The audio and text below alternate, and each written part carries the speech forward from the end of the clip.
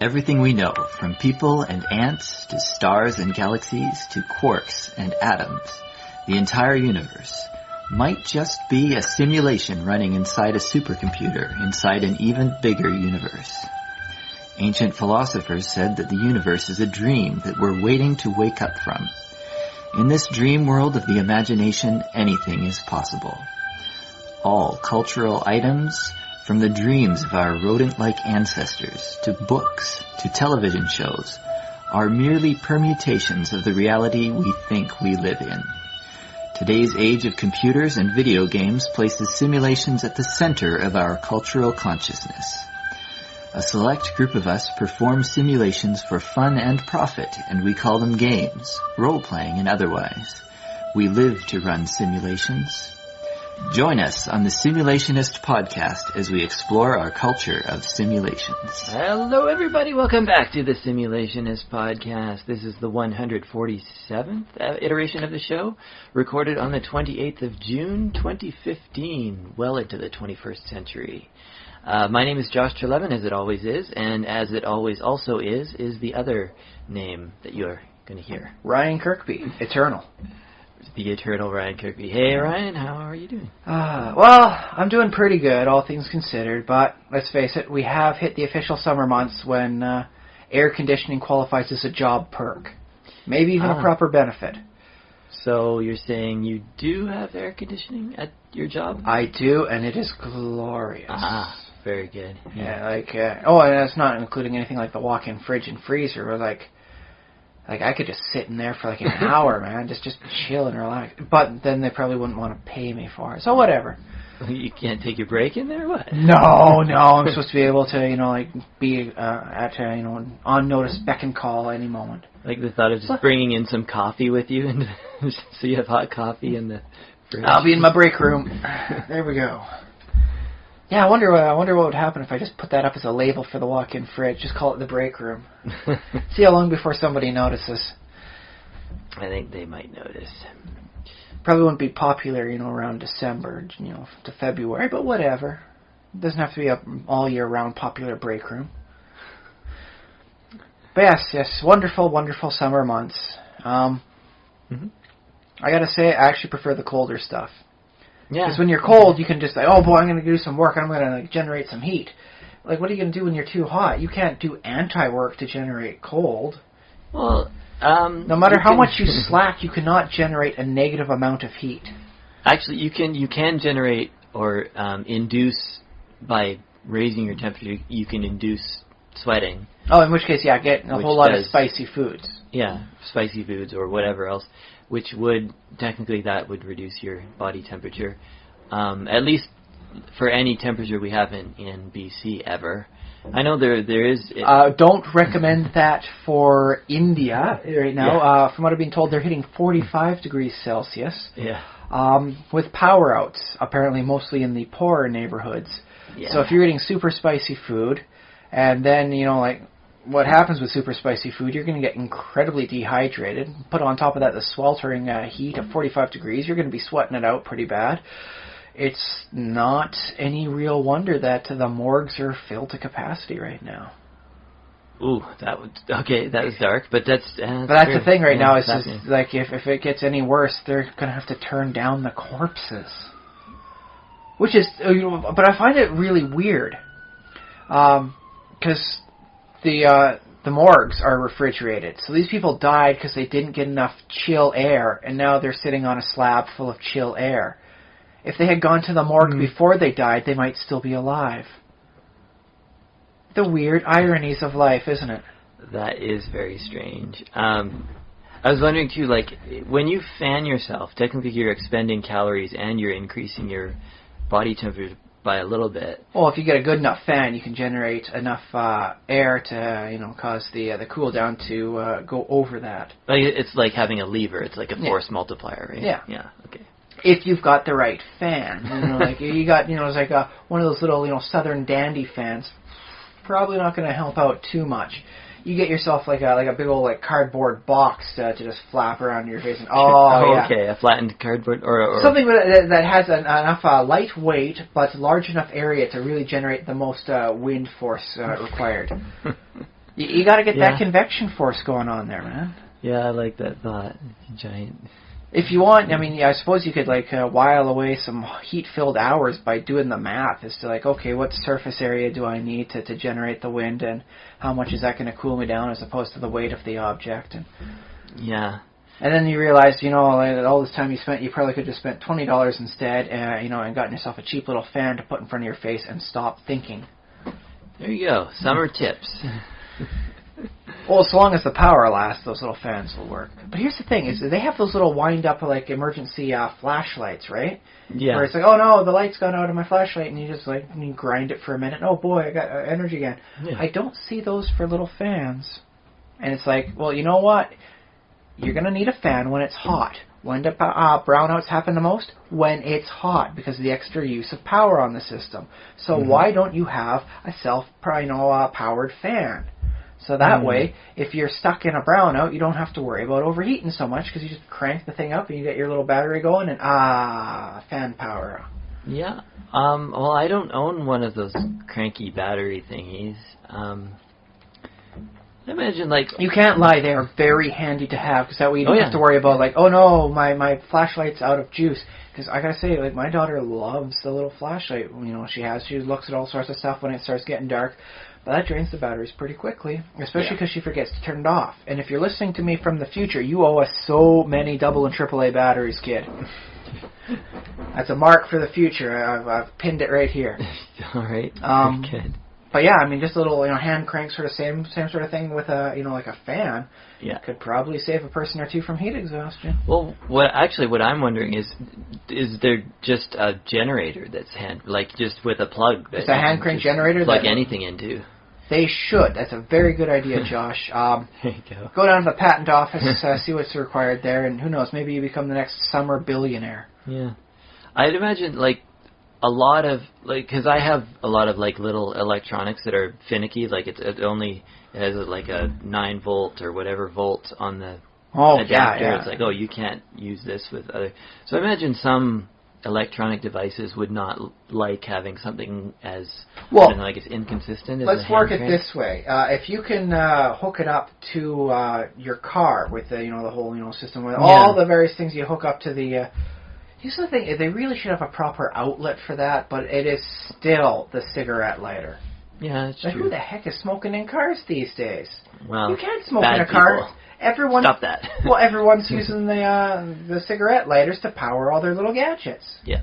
You can't smoke in a car even if you wanted to, because you're busy powering your phone. Yeah, so the lighter's in use. And so that's the thing. So if you work it based on whatever you can plug into the lighter in the car should be able to work with your little hand crank thing and just work it off that. And that way it'll power enough stuff. And, if you make it a nice small enough little generator, you could see a lot of people taking that, camping with them. It's like, I want to make sure I've got good radio to play while I'm out there. I mean, just because I'm out in the sound of wilderness, once it gets dark, I kind of want to hear my blues and jazz so I don't get freaked out at the sounds of all the animals. Well, that's the thing I have seen. I have seen hand-cranked radios. The same principles with the flashlight. So the crank is built into the radio. Yes, I see one gentleman doing that a few times a week. He does, I think it's lawn maintenance work, and so he always wants to have it with him, but he doesn't want to just have an infinite supply of batteries, so he just does the hand crank. And whenever I see him, he's just absentmindedly cranking the energy back into the system. I like the thought, too, that you could somehow attach it to, if you're pushing a lawnmower, I don't know if you could drag a wheel or something. They have those, too. Well, he's got just a little thing, for that. So you really shouldn't need too big a generator to work this sort of stuff. It shouldn't be that much bigger than... we'll go with an extra large burger sort of size at most fast food places. I think that should be a small enough generator to keep things working for a while. Yeah, I like the modern. I like that part of the modern world where we're allowed to sort of compartmentalize all of our technology and take it and put it into a package that's sort of self-contained that can go other places.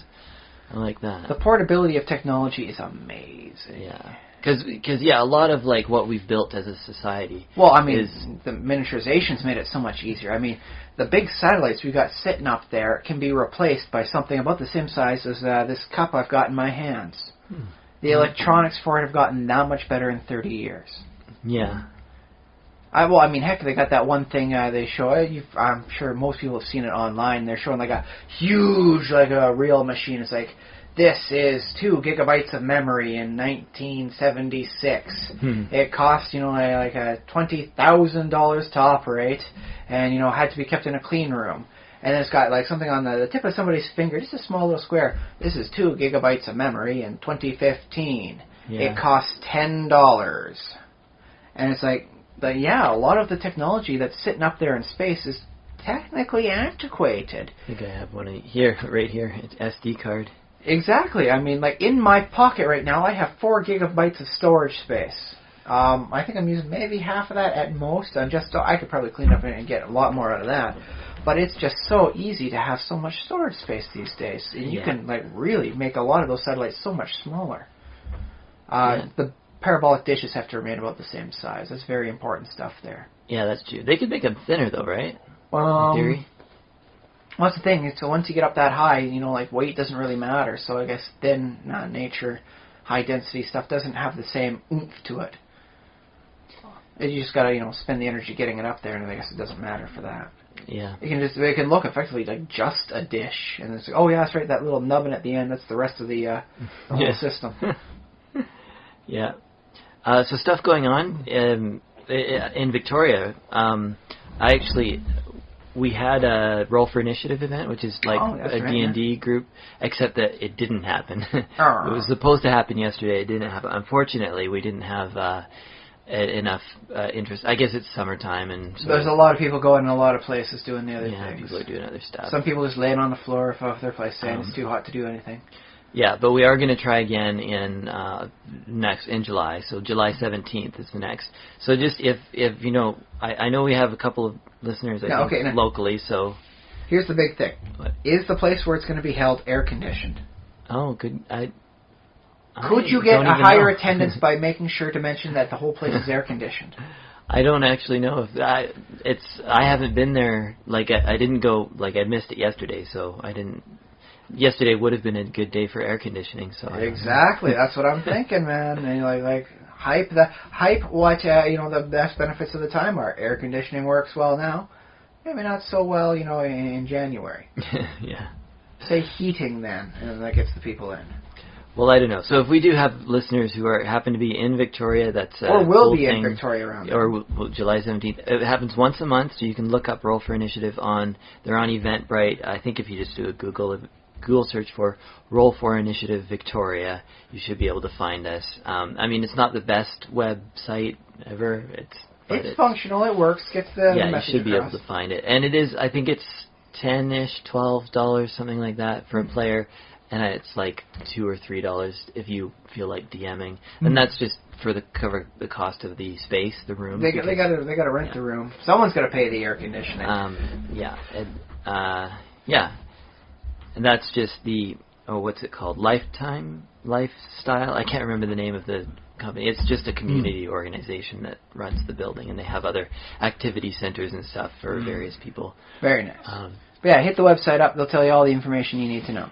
Yeah. That's happening. What else do we have other news? I can't remember now. I have a conspiracy thing that's played across. What with the heat and what with the dry weather? Because currently Victoria's under Category 3 drought conditions.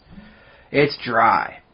I keep coming across people who are dead set in believing that this dryness is not a natural thing. El Nino or whatever doesn't exist, whatever it is. No. This is a man-made dryness. Yeah. It is caused by them. They never know who them are. I've never deeply questioned. I'll just say, technically, a part of what we're experiencing is man-made. It is man-enhanced. Because man-made global warming is a real thing. So that's happening. But you're saying there's a different... They're saying that they're seeding the sky to prevent it from raining or even getting too much clouds. Okay. I don't think there is... I know there is seeding. You can seed it to make it. Enhance. Well, you can't guarantee rain from seeding the clouds, but you can really set things in the favor. Get enough particulate up there to induce the cloud vapors into droplets. Yeah, I don't know how you do the reverse. Well, I've never pried them too hard on their knowledge base on. Well, how if you wanted to prevent rain in an area, what you would do probably is seed it earlier on, like nearer the coast, right? Because assuming that air and moisture blows in from the coast over the mountains and into the inland. That's the thing. In our area, we get it coming up from the Gulf of Mexico as well as from the Pacific Ocean. Yeah. And so we get those two forces coming up that way. So you'd have to double seed. You have to seed from both directions. So I don't know if it would even work because you'd have to seed it out basically to hit Victoria with or to not hit Victoria to prevent Victoria from getting air or water or rain. Rainwater. To prevent Victoria from getting rain, you would have to seed out past the coast, right? And make all the rainfall out there so that it would never get to the coast. And I guess, are you talking about the whole western Well, that's coast? the thing. I mean, you can't just say they're doing it here for Victoria, because I mean, there's drought conditions all the way on this in the western half of Canada at least. Yeah. I've been told it's pretty dry over in eastern Canada, but for the weather patterns, this is the one I'm really paying attention to. The El Nino summers. Right. But yeah, they keep saying that they're seeding it and to prevent the rain, to try and sell more bottled water. It's all about the bottom line. And I'm like, bottled water is not that big a thing. It is not. No. I mean, we have laws here, and I think in both Canada and America, where if you refuse somebody tap water, you can get arrested for that. Oh, really? You cannot deny somebody the basic essentials of life. I think you also can't deny a person a bathroom if they really demand it. I mean, if you don't have one to give you, of course, but if a person comes into a store and says, I need to use your bathroom, they can't say no rightfully and force you out. Oh, weird. Okay. I believe that as a thing. If you need to use it, you can't be denied. And that's the same with water. If you're I need water, and Well, for me, I mean, that's a rule of human decency. I know, it's kind of sad that they had to put it into law. I don't know. And I think the UN has a rule about the right to water, but I think I remember hearing... Talk to the CEO of Nestle Industries on that one. Well, I think in America, I don't think they have it. It's not codified into United States law. I don't actually know. Boy, wouldn't it be nice if they just had one law saying, don't be a dick. Yeah. The Wheaton Law, they'll put it into place in America, and boy, will that solve a lot of problems. But I think, you mentioned Nestle. They do shady things, and they don't pay for their water. I've taken a look at how much water gets used, and Nestle, they use so many, millions of whatever units of water. It's oh my goodness, that's huge. No. More people waste that amount of water every day in the major cities. And that's it. And so it's what they put out in a year for their water usage could be stopped daily by people just not mucking out, not watering their lawn in the middle of the afternoon. Wait till the evening, man. Yeah, it's a little bit of everything, and you don't want...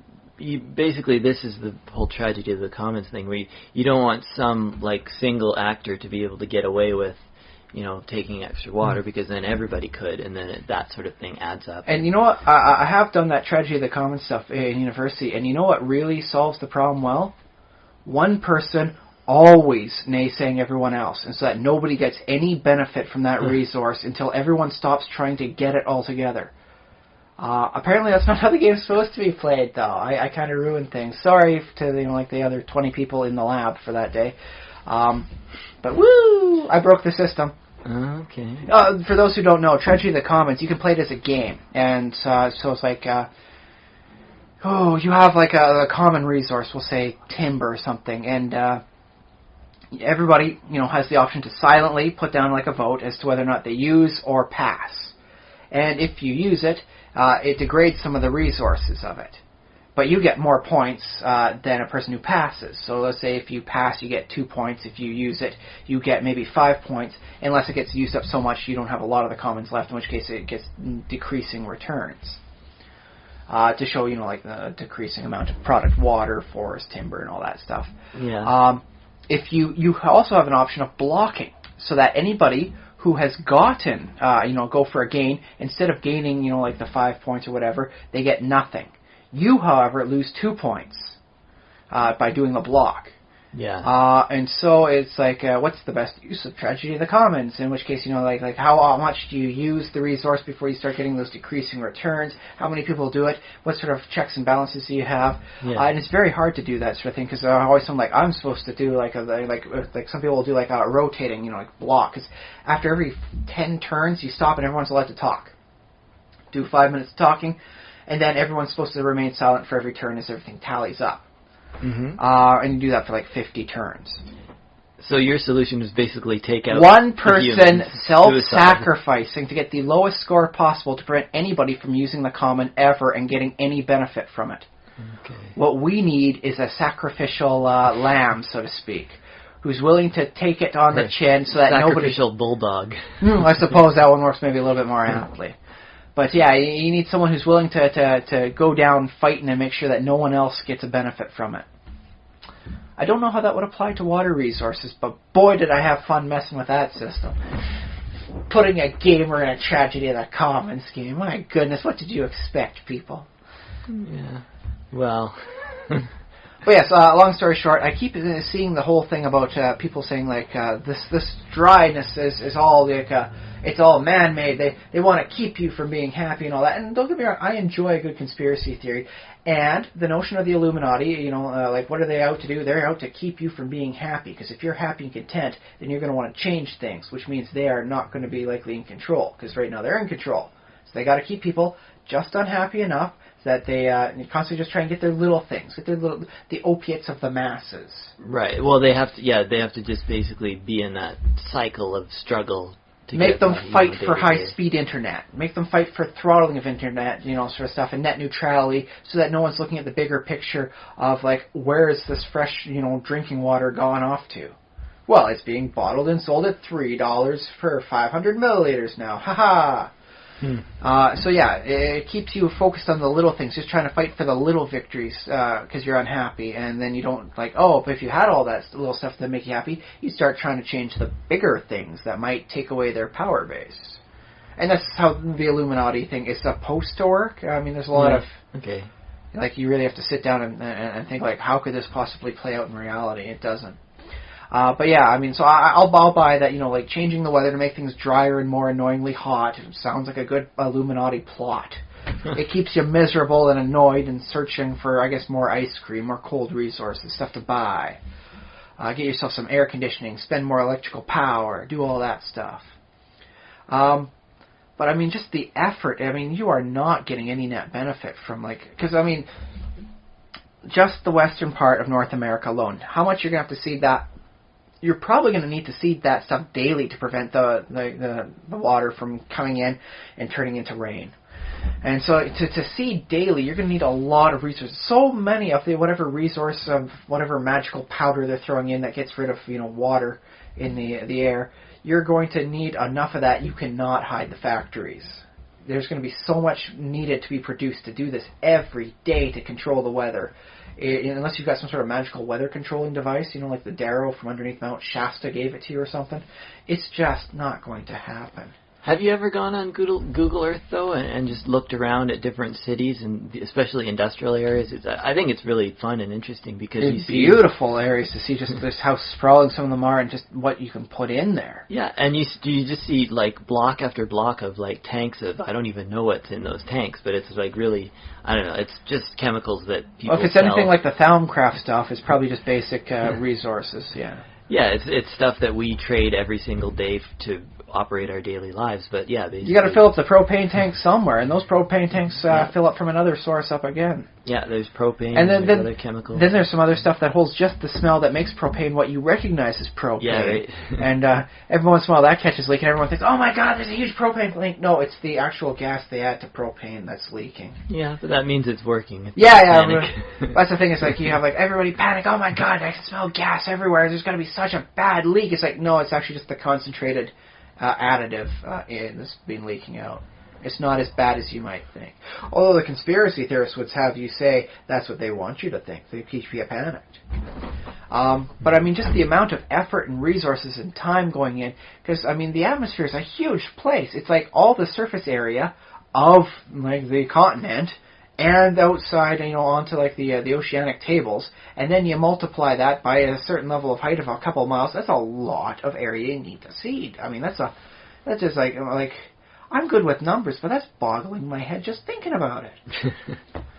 And so, I enjoy a good conspiracy theory, and that's what popped out this week, is people, like, saying that the weather's caused by, they are doing it. Okay, now, here, I just want to ask you one more thing before we get off that. Who are these people who are, are these just homeless people, or who you're encountering in the street? Like, average, the average person sort of thing I'm chatting with, having small talk.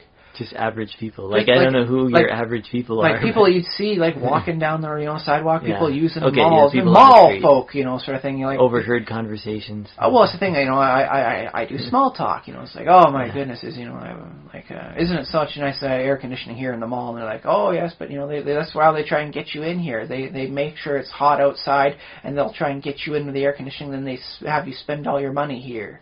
And I'm like, really? They're trying to raise the temperature to get you to spend more money in the malls? There's not a good profit margin on this. This is a horribly ill-thought-out conspiracy theory. I guess I should talk to more people, because I feel like I only run into maybe one crazy person a month. Man, if I only hit one crazy person a month, I would consider myself a lucky dude. Well, I think I just don't talk to people, or I... Try practicing your small talk. Maybe I should, yeah. Oh, there's that spider. Hello, Mr. Spider. Oh, okay, we got a guest speaker. I don't know if he's going to speak much. But yes, it's like... I could just even start with that. Well, how about this weather we're having here? Or just mention it's looking kind of cloudy out there today. I'm kind of hoping it'll be raining. Fingers crossed we might be able to get out of this drought level 3 conditions, and see what they spark up on that one. Yeah. Any chance to get a little? Look at my dad sometime. This guy could make small talk with anyone, anywhere. That's true. Yeah, my it's a dad very is good like skill that to have. too. Yeah. And seeing as I'm trying to work on a comedy career, I could probably get more material out of that if I talk to more crazy people. Darn straight. But here's the thing, though, is it helps you in everyday life. Go to a fast food place. You'll see the more mature people going up there speaking properly. I'll take this. I'll do this. I'll do this. Da da da da da da da. You take a younger person there, teens, sometimes even to the early 20s, and they're almost afraid to talk to the person behind the counter. And it's like, dude, the person behind the counter is not gonna judge you. With their nice little Burger World hat, they're in no position to judge you on pretty much anything. Yeah. So it's why are you afraid to talk to them? It's just like they haven't practiced enough small talk conversation skills to walk up with someone and speak coherently and intelligently, on a certain topic. And that, I'm just using this as an example, for ordering, I'll take a number 5 off the menu, please, sort of thing. But it's still it helps out every little bit. You talk to a stranger, helps get over that fear of talking to strangers, even if there's someone who's supposed to just take your order like a little trained monkey or something, man. I don't know if it's for me. I'm not sure if it's fear so much as just I don't want to waste people's time. Especially Well, sometimes the order's done up. There's no one else behind you, and it's the meal will be here in a minute, sir. And it's okay. So what do you think? It's actually going to rain today? You think it's just going to be overcast? What's your bet on this sort of thing? And everyone's got an opinion on stuff, especially with the weather. Sometimes it's a crazy opinion, but they got it. Yes. And so, you can spark up a little bit of a conversation, and people have all sorts of fun little things to say. And, I think it's worth the time and the effort. Even if you come across repeatedly these crazy little conspiracy theories about how they're drying stuff out to make you buy more water or spend more money in the malls. And it's just no, the profit margin's horrible on that. It's horrible. If I can draw this a little bit longer, it's also interesting how basically, we humans, I include myself in this, although I try to be above it, but we always interpret the things around us as sort of almost intending to influence us. We inflate our own importance in the world, which I think is an important strategy to survive. Well, that's a very good way of looking at it, yeah. I've also considered, as I'm my mind's boggled after I part ways with this person. It's well, maybe it's they don't want to see the world as an inherently chaotic universe filled with things you can't control. And thus, the bad weather must be controlled by somebody, so it must be they're doing it out there for some reason, and apparently the bad weather's not good, so they're doing it for a nefarious purpose. Yeah, and I think that's what we do as on our podcast, too, is we try and fit a narrative onto reality. Even sometimes maybe it fits very loosely, but yeah, we try to do that. That said, I mean, Lovecraft did put out a very nice notion that we don't mean crud in the galactic scheme of things. There's nothing out there trying to influence us, aside from your Lathotep. Yeah. It is basically just a crazy, chaotic, random universe for which we are subject to its whims. And that's, like a very valid, viewpoint. Yeah. Scary viewpoint. I almost think that's a scarier thing than any afterlife anyone's threatened me with. Hell seems like a pretty nasty place with its pit of fire, but you know what seems even worse? An existence where your life is simply a biochemical reaction that will one day end, and that is a cessation of your existence. That is terrifying. Oh, man. On that note, can we talk about what we've been up to? Yeah, what have you been doing this week, Josh? I didn't do a lot of fiction stuff, although I don't know if... Because I went to 4 comedy shows this week. So comedy's some of the best fiction. Yeah, and I got to be in 2 of them, just sort of by virtue of open mic sort of deals. But yeah, I went to watch comedy. So, yeah, I'm trying to show up at the Ratfish Comedy Lounge, which is at the Ramada Hotel in Victoria. So if also for our listeners who are in Victoria, come out to Heckler's is downstairs, Ratfish is upstairs. It's at the Ramada Hotel on Gorge Street in Victoria. So please, check out comedy. Get your chuckle on, buddy. Come on. Victoria. Is there air conditioning there? Yes. There you go. It doesn't matter if the comedy bombs. At least you're staying cool. Yeah. And a little bit of Minecraft. And I continued to watch Will Wheaton's game. I still want to sit down and watch Titan's Grave more. But it's like, so many things, so little time, and apparently I can't split myself into 2 people. Who thought that up? Well, I mean, why can't I do that? Yeah. And it was good. I think it still could be better, but well, I mean, they got to smooth things out. I mean, the wheel wasn't rounded in a single day. You gotta smooth off those edges. Yeah, and my thoughts were that I think the party is advancing too quickly, and Will Wheaton is giving out too much treasure. It's a Monty Hall campaign. Yeah. Oh my. Yeah. And there's definitely, I wouldn't say he's not putting them in danger, because he is giving them some pretty, suddenly they're wanted by the police, so they have this whole, the stakes are definitely getting raised. But at the same time, I feel like every encounter they've had has been pretty easy for them. So it's been just, do this, do that, and you're great, and let's celebrate, So well, I won't lie to you, Josh. The campaign we got going, whenever we got the proper time for it, I'm not throwing the hard balls at you. That's true. You guys are all first level. I'm throwing softballs. That's it. I mean, Undead in 5th edition, I mean, they're pretty hard softball, as it turns out. Yeah. And the other thing is, that's basically, that my style also is to keep it fairly easy for most of the time and only throw in those hard fights once in a while.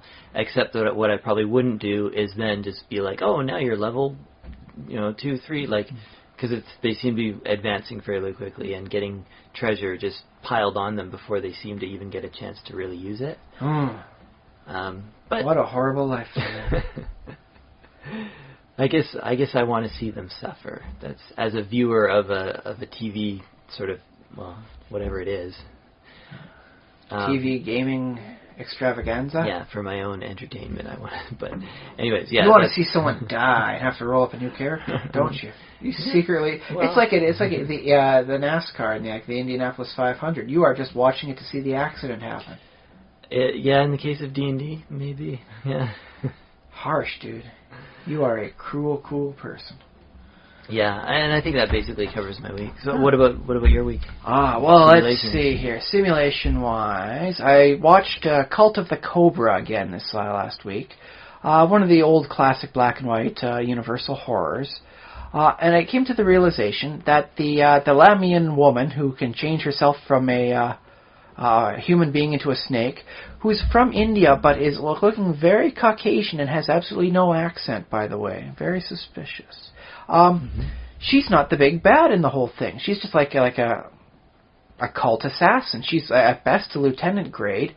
And then I'm watching the whole thing. I'm like, she's not the big bad. She has confliction. She winds up falling for one of the people she's got to kill, and she's conflicted. It's like, dude, I love him, and on the other hand, gotta kill him. Cult says I gotta. But it's just like, that cult is on the other side of the planet. There, you have no support system here, lady. I mean, you could go rogue and probably get away with it. I don't know if he'd accept you, turning into a snake. I don't know if it's a werewolf thing where you have to do it sometimes. It was never extolled upon. It seemed pretty at will. Right. But it just struck me as profound. It's like, what I'm watching isn't against the big bad. This is against just a hired killer, effectively. In this case, not hired, but like a religious assassin. And I found that to be a very interesting paradigm change as I watched it.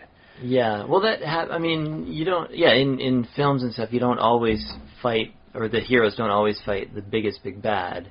No, but that's kind of how things worked in the old, horror movies. It's like Dracula had Renfield, but Renfield was not a high grade villain. He was some guy who got incarcerated and wound up, catching a bunch of spiders and feeding the spider, flies to the spiders, feeding spiders to, bigger things before he'd eat it himself. He got very obsessed with the transference of life energy, and he was, going crazy in his little cell there. He is not what you consider to be, a fight-worthy opponent. It was just Dracula.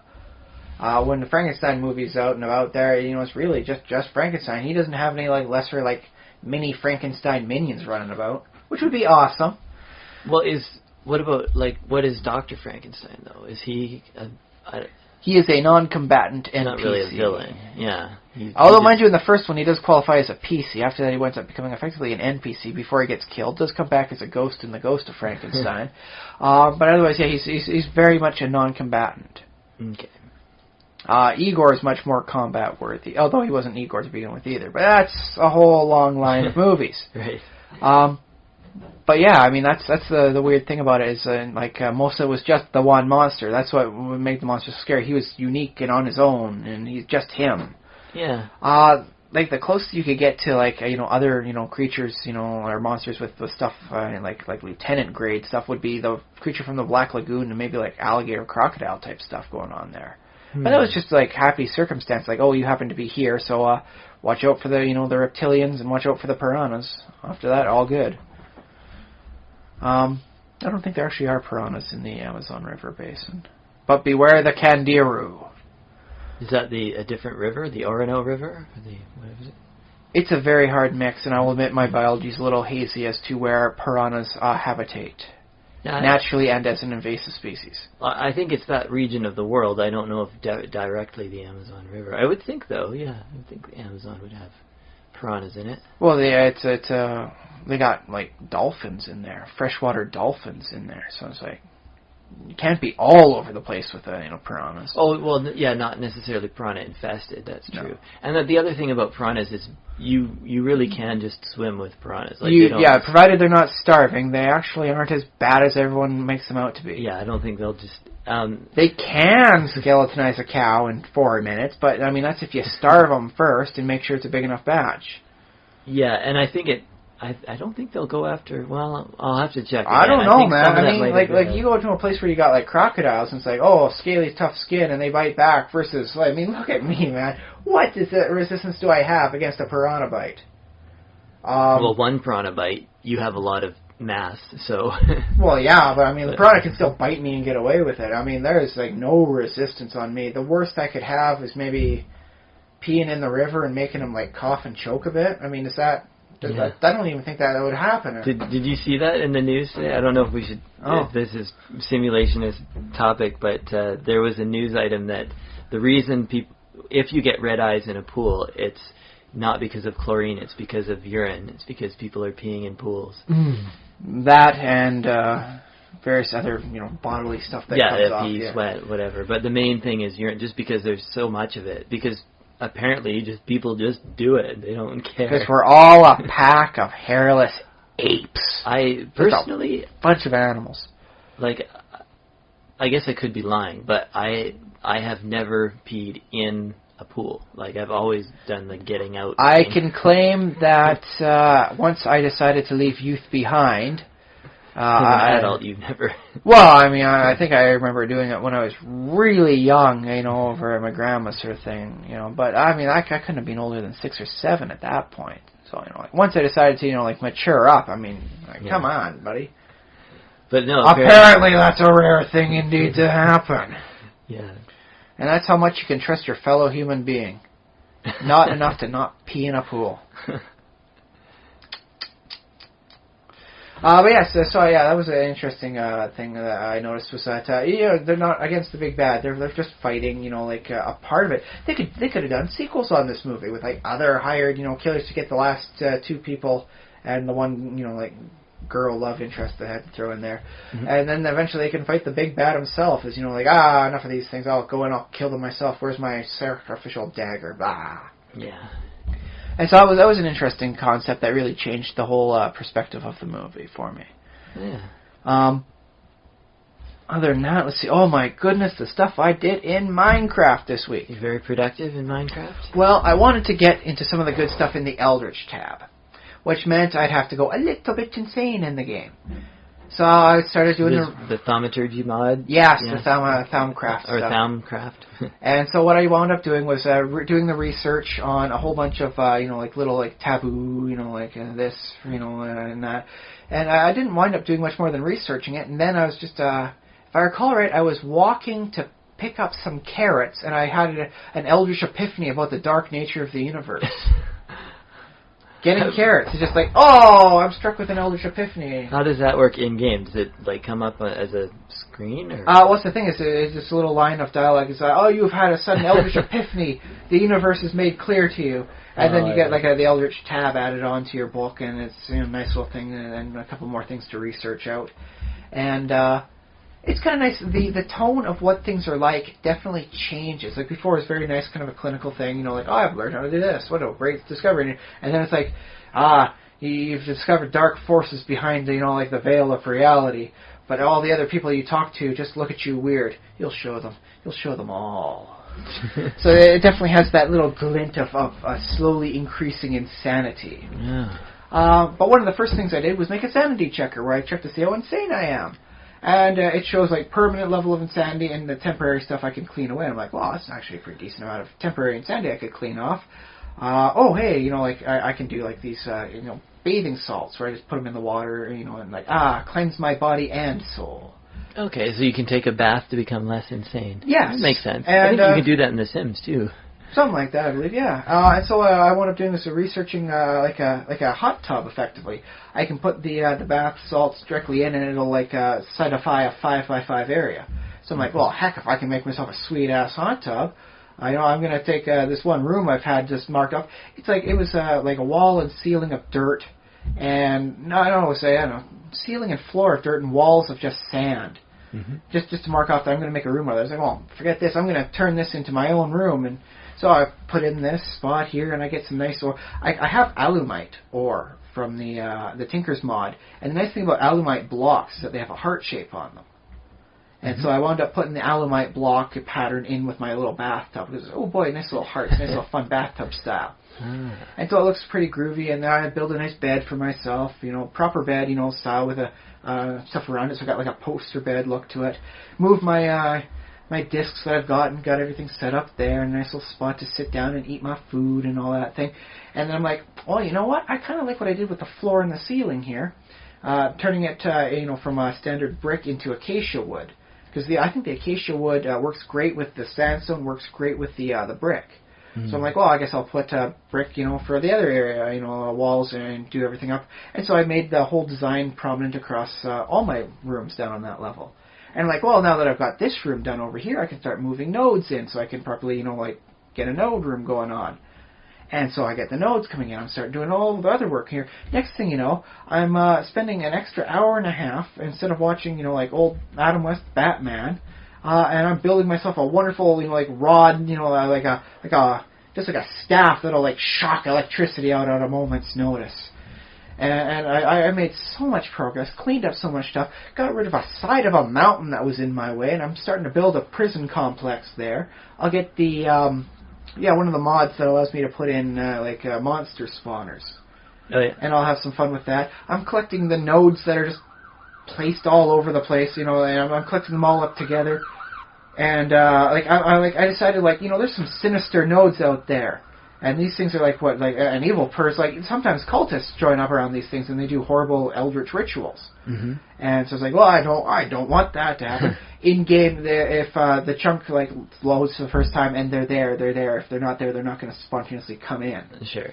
So I'm like, I don't want that to happen because I'm role playing in this game. So I start dismantling all the stuff that I can find, and I'm starting to feed those sinister nodes into the one node I had next to my town. And so I'm making one super-powered, evil, sinister node, as opposed to a lot of little petty evils all over the landscape. Oh, what could go wrong with that? I'm intrigued to find out. But that's it. Most of the Eldritch shrines are made out of obsidian tile, which is kind of like obsidian. If obsidian is equal to sandstone, then obsidian tile is equal to smooth sandstone. Oh, yeah. And that 2x2 block of obsidian will turn into 4 blocks of tile. But I'm making a nice secure room for that. I'm making something that's like blast-proof. You could put the wither in this thing, and it wouldn't get its way out. Mm-hmm. I am making this solid, and the floors are going to be made out of aluminum. The walls are going to be made out of nether brick, and the obsidian tile. This is going to be like a high containment facility because I had the room for it. Hooray! And so I got so much done. The place is looking so much better. So much just different I'm doing up here, and it's like I sat back, at the end of last night, just looking at all the stuff, and I'm like, I was really cranking it out this week. I really got stuff done. Very nice. Hooray for me. That said, I may have to hunt down some more of those crimson cultists that wind up going around the Eldritch shrines. I have learned through the wiki that if I can clear out enough of them to scan their banners, I can learn how to make banners in the game. And so what I was thinking about, instead of putting up on the big wall of my main place, I was going to use thalmium ingots to spell out eldritch words in the standard intergalactic language. Uh-huh. I had some ideas planned for words to put up on the side in giant, block font, but I'm like, well, I could just put a whole series of banners around there, and that could look pretty boss too. So I got to go try hunting down some of these cultists. And who knows where I'll be next week. But, it's a whole lot of work doing, but the place is starting to clean up. I'm getting all these nodes together. I can see nodes through the walls, sort of thing, when I've got my proper glasses on. And right now I'm looking in my bedroom, and I'm scanning around, and I see it looks like my screen is dirty in some areas, with just the color of the nodes showing up through the walls in the concentrations I have them. I was like, my goodness, what I'm doing here today. Woo! But I'm enjoying it thoroughly, so hooray. That's good, yes. And who knows? My goodness, I need so much for resources, though. I need, stack upon stack of wood. I need all sorts of redstone and stuff, because, if I'm going to have some of those... Well, you use redstone just for the... Decoration block. Yeah. I changed stuff up on there, so I mixed it up. I was looking at my Eldritch shrine, my enchantment altar, and I'm looking at it. It's like, no, you're doing it again, Ryan. You're making it one solid block of color. Do better than that. So I grabbed myself some other blocks that work well for a nice, amber color. Well, they're amber blocks. Of course they'll be an amber color. And so I made a nice design pattern around there, and it works beautifully. It looks so much better than what I originally had planned. Mm-hmm. And it's like, oh, right, now I've got 7 more blocks of just, redstone. But if I want the centivis going on to power up some of the higher-end things, I'm going to need at least 4 blocks of that. If I'm going to be doing the monster spawners, I'm going to need to do, redstone levers to make that work. So a lot left to go still. Mwah! But I keep chugging away at it and plugging away at it. Next thing you know, I'm going to have something I'm just going to want to show off to the world. Cool. I'm going to be very happy to show it off. Get all the nice photos done. But there's still so much to do. I gotta excavate underground layers. Now that I've got an infernal furnace I can do, I gotta get that. I gotta get a small army of golems working on harvesting stuff for me. It's like, oh my Jiminy Christmas. Whew. But that's the big thing what I've been doing this week is just I don't know. It was just that weird thing. It's like, oh, I guess I want to get this one thing done, and it unleashes a torrent of things to do. Cool. I need 7 of me, and I need me working around in double, triple shifts on this map. Because there's so much I can do, so much I will do. It's just, keep on chugging. Yeah. But I'm happy because it means I'm making good progress and things are looking beautiful. Wonderful. Absolutely beautiful everywhere I go. Oh, but I saw what some person was doing for making a trading post. And what they do is they'd have like trapdoors and they'd push villagers in and put them into a proper slot.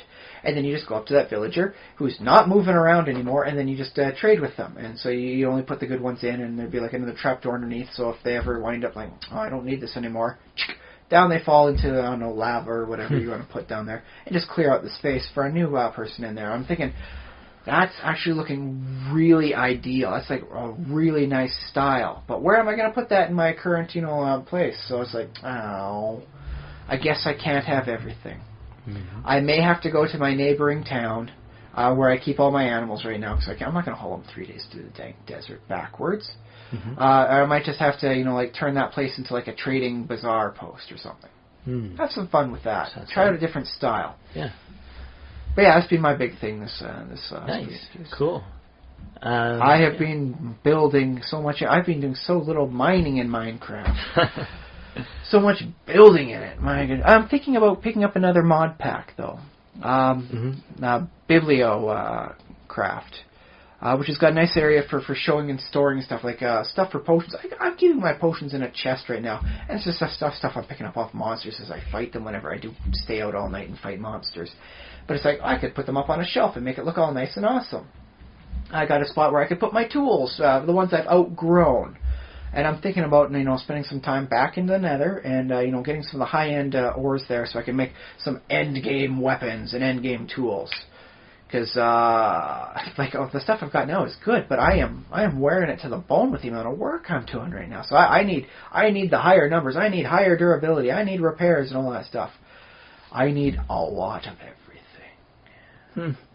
But I'm doing it, I've got Mistcraft, and I haven't done a thing with it yet, because there's so much to do in this one part of the one map. I don't even have time to think about a second world to go to.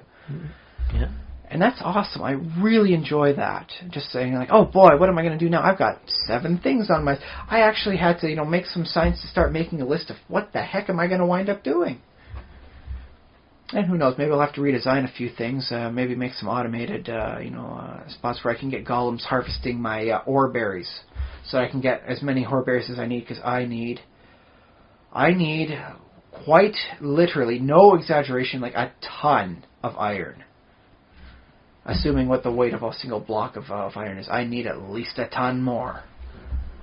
So it's like, oh my goodness, so much to do. And I got, after I'm done here, I'm probably going to head home and just start taking notes. I'm going to need 1 golem for here, 1 golem for this, do this, here, that. I've got this many kind of trees I want going for the tree farm, and we're going to need 3 golems apiece for that. I'm going to need this, going to need that, and start working up tallies. Yeah. It's big numbers, big numbers I'm working with here. So hooray! Because that's the thing is the last couple of weeks I've just been kind of mucking around. I think I'll do this. I'll get a little bit of this done. Maybe I should do this. What do I do now? Maybe I should know now. It's like, no, I've got so much on my plate, I can't dally around. This is no time for a lollygagger. And thank God my guy is functionally immortal. And there's just the infinite number of days. I mean, if I had like the span of like some sort of lifespan to do before my character dies of old age, I'd get overwhelmed. I'd have to stop doing so. I can't design a some sort of prison fortress and maximum containment facility. I don't have time for that. I'm going to get old and die. But no, in the game I'm immortal. So long as I don't step on anything that'll kill me, and I don't run into monsters every night, I can do everything forever. And that just opens up for I'll keep working it. I can get it done because I can keep going until the end of time. Very cool. All right. So yes, that's it. Other little things here and there, fun stuff with the kid and all that. But playing with my daughter is mostly reality. Seeing what her mind comes up with in the fictions and how she's reading books back to me, and now because I read to her the Paper Bag Princess, and I use a growly voice for the dragon. It's like, go away, I will eat you tomorrow. And now she's flipping through it on her own. She goes, look, Daddy, look. I'll eat you tomorrow. Nice. And she's always making the same voice, and it's like, oh, you were really paying attention, and you're trying to do the voices too. And that's just very nice to see that it's paying off, and it's showing that she's really paying that much attention. So, hooray, I'm happy. But yeah, so that's been the big thing, though, this week.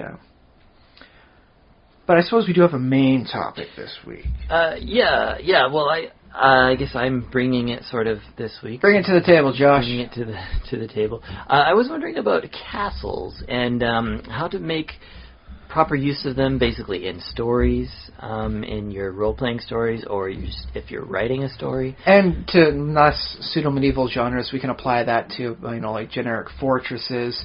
Yeah. Modern era, you can even work with military bases because they have very close to similar functions. Yeah, so castles, strongholds, fortresses, stuff like that. And I guess, depending on the era, castles sort of take on different significances, I think. Well, once the cannon came into play, a big, strong, stone wall didn't really matter quite so much anymore. Well, yeah. Have you seen the trebuchets do some nice damage? Let's not sell them short. But the cannon fire stuff can really demolish that stonework like crazy. Yeah, and they're much more affordable. Have you seen some of these designs from the, I think, 16th, 17th century? Some areas of Germany, but also I think especially like the Netherlands has some, because they have some very wide, flat land, and they have like these elaborate, like 5-pointed sort of complex that's sort of a circle, and it has like radiating arms sticking out, basically, and plus with a series of moats and everything. So it's designed, and this particular design is designed to help thwart cannons because it has different sections at different angles. So you have to hit just the right area to get it, and by the time you're in that area, they know exactly where you're going to be. They can counter fire. Yeah, exactly. And it's very big and it's very sprawling. So it's got jutting out. Here's this part of the castle. I've been told Halifax Harbor and Fort Halifax has got a similar design style going for it. Yes. Yeah. That said, for my money, you can never beat the walls of Istanbul.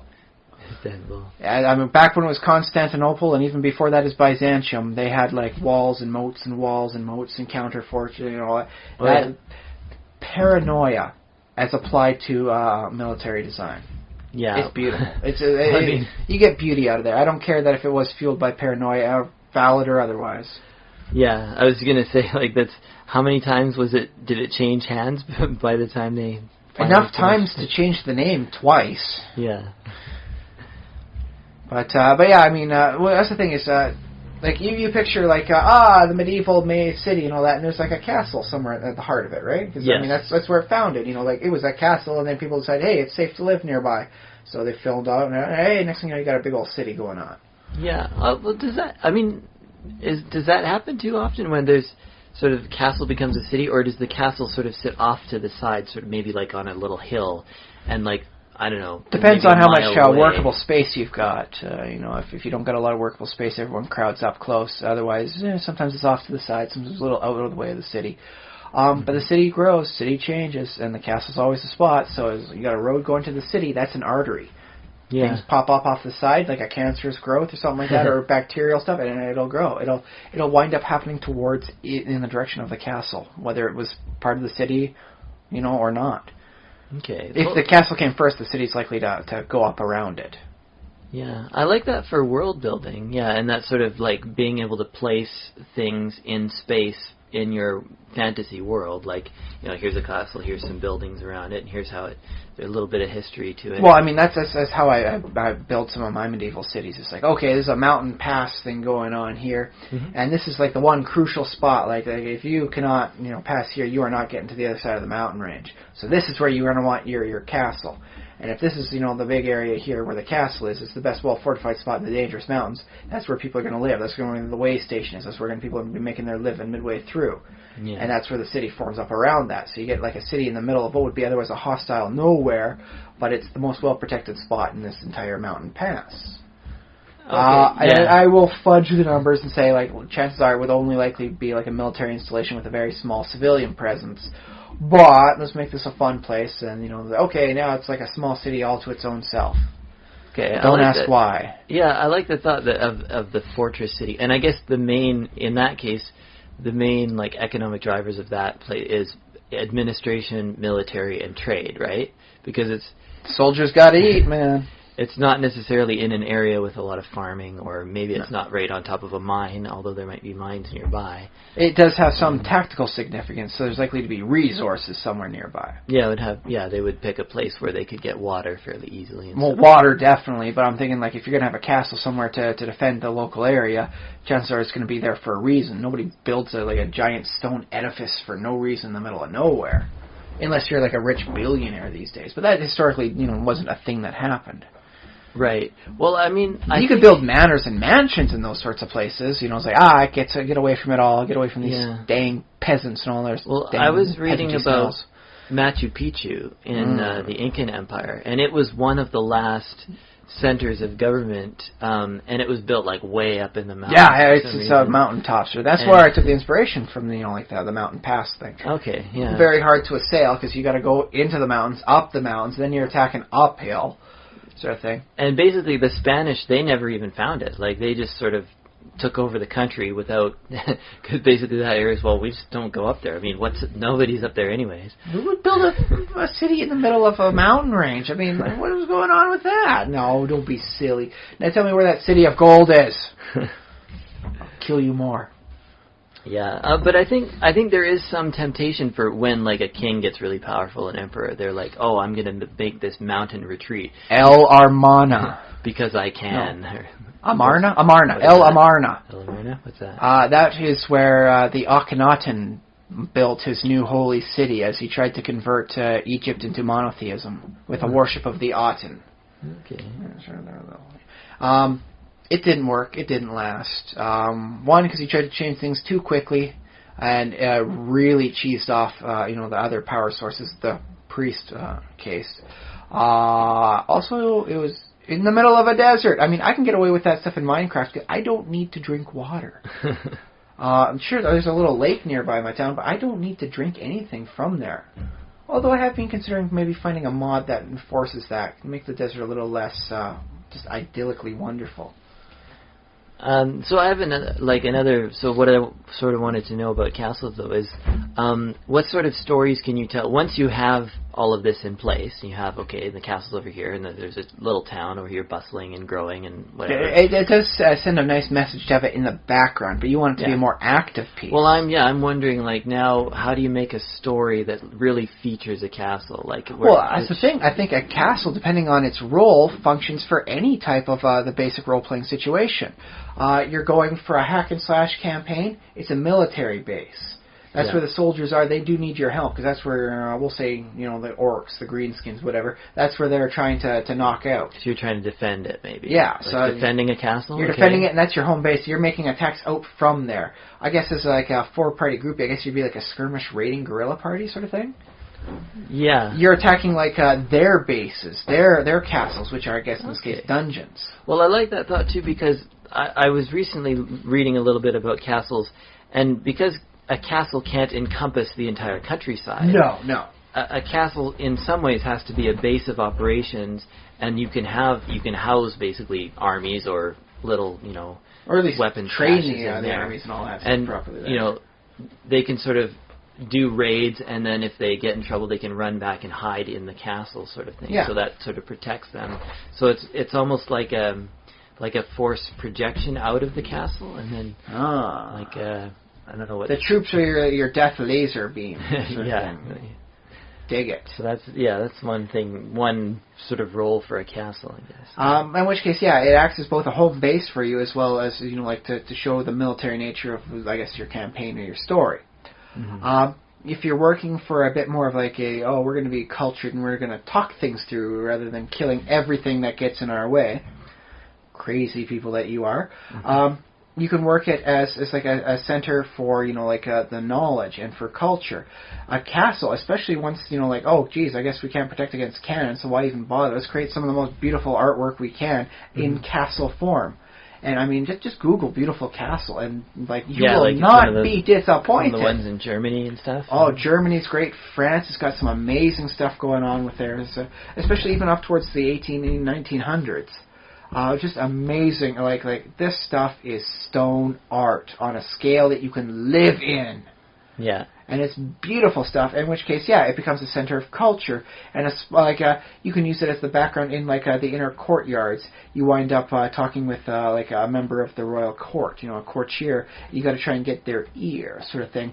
So you just, we just happened to meet out here in the castle gardens, sort of thing. And then it winds up becoming not just one set piece, like there's a castle in the background, but each location of it winds up becoming its own separate little scene, its own set piece. Yeah, well, in Game of Thrones, they have the whole King's Landing has the red. Is it Red Keep? Yeah, I think that's the main castle in there. But it's not just Red Keep up in the background like they used for like Monty Python and the Holy Grail, where they just show Camelot and let's not go there. 'Tis a silly place.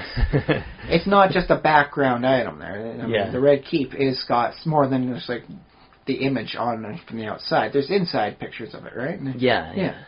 A lot of scenes take place in the various rooms in it. Yeah. Exactly. In which case, it becomes like your entire theater set for where all the kind of non-fighting happens. Yeah. You could work it up with a theocracy and combine the churches with castles, and castles and make them up with a cathedral style. In which case, the projection outward wouldn't be of a military force, but of a religious force. Maybe sometimes martial with their paladins, yes. Otherwise, it's lending culture and a certain mentality out there. That's interesting. Because, there's monasteries, which sometimes were almost as, like, sort of fortified as a castle might be. Like, basically, you're thinking, like, the Ireland and other stuff. Well, I mean, you're sitting out there with a bunch of your brother monks, and it's like, well, we got all the wine harvested for now, and we got all the books copied and translated a few times. You guys want to build a big wall around this place? Like, one of these books talked about a flying buttress. I would love to try that. Okay. You guys can just raise your hands. I know half of you are under vow of silence. We can do this properly. And then I think basically like kingdoms would sort of sponsor monasteries and stuff. Like a kingdom would be like, okay, we'll give you this grant for this land and give you an architect and everything like that. Give me wine every year though. I want some of your fancy monastery wines and a blessing from God. Like bless my rule so that people don't question it. Yeah, I'll be busy drinking wine. Who would question a wine drinker? Like alcoholics' place to rule everyone. Crazy. But I mean, you can also work it from a lot of different angles. Like, it's a good thing you brought up Ireland. I remember one book stating how when the medieval ages, kind of went to dark age and all that sort of thing. Like what kept, the written word alive? What kept things from really sinking even further down? It was the monasteries. In which case, your castle, your monastic castle here, qualifies as the bastion of knowledge. Rather than religion or martial power. Like, you want to learn, you've got to go to a castle. In which case, it's supposed to be like a wizard's tower, I suppose, for a fantasy sort of thing. Oh, yeah. In which case, everyone else is just a bunch of stupid, like mud and dung farmers out there. But you actually want to learn to read. You want to learn to, like what happened, where the history is. You go to the wizard's towers. You go to the monasteries. Yeah, that's true. Well, I like that too. That for if you're playing a wizard and if you're playing D&D and you're the wizard character, like where did you get your wizarding on? Yeah, you Not everyone just automatically went to Hogwarts and succeeded. Yeah, that's the other thing. There might not be a magic school in that world, so it might be that you just have to visit different wizards' towers and just see what books they have and see if you're allowed to read them. Well, that's the thing. You could peruse the various archives in the monasteries and see what sort of lost books they've got, and that they'll let you read over. Yeah. Say, oh yes, apparently it was so the heathen, left that behind. We thought it was just his diary. It's horrible black magic, so you're going to give that over to us. We're going to burn you and everything of that. And next thing you know, you're running away from one more monastery. Yeah. Why does that keep happening to you? But yeah, in which cases, if you're let's face it, one of the big things about D&D, isn't just the hack and slash. It's about finding out the clues, like the reasons, especially for stuff like Ravenloft. You do not win a Ravenloft style campaign on force of power alone. You don't have more power than the enemy, but you can outsmart them, and that's like your best chance of winning. In which case, places like monasteries, libraries, and places like that where you seek out the information. That's your best chance of winning. Conversely, with stuff like Lovecraft, there is a certain level of potency in illiteracy. You can't go insane if you can't read the book. If you can't read at all, you're immune to books. Hooray! It's true. Well, yeah, so were you thinking about it in like a different style rather than just as like a bastion of power of some sort, or were you? Well, I think that's the main reason that castles are built. I guess the other thing is that another sort of role for a castle is it might be an old ruin. The abandoned castle. Yeah. And all that's left is a bunch of, like broken stones up at the top, and, a dungeon. Maybe a dungeon underneath. with some traps and treasures in there, yeah. And, this is where, like, so-and-so, the righteous, had his castle before he fell before the horrible dragon onslaught. I don't know. And, so, like, if you're trying to find out, what happened to him and his wonderful magic sword, well, why not check out the ruins of his? Hooray! And that's interesting because, I always picture in the world, like, there sort of being a need for castles, or, like, because castles are, like, they're built... Especially in a place with dragons, and monsters and all sorts of horrible foul beasties. They're built to both project power and also to be defensive. So basically, you can't have people living in an area that doesn't have, like, castles, because otherwise, they'll just get overrun. Elves, you could just do we retreat into the forest and we were never here. That's a good point. Yeah, the forest is almost like its own version of a castle in some ways. Or maybe just a continuous, like, moat. It slows you down and stops you, and, like, with the elves constantly moving around, it's like having a castle that shifts, which is an awesome idea.